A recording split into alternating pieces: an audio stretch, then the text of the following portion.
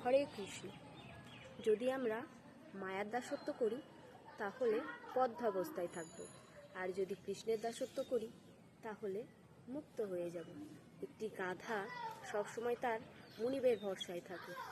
সেই গাধাকে কিছু নির্দিষ্ট পরিমাণ ঘাস দেয়, আর সেই গাধা সেই স্বল্প পরিমাণ ঘাসের আশায় সারা জীবন পরিশ্রম করতে থাকে, যাকে আমরা বলি গাধা খাটুনি।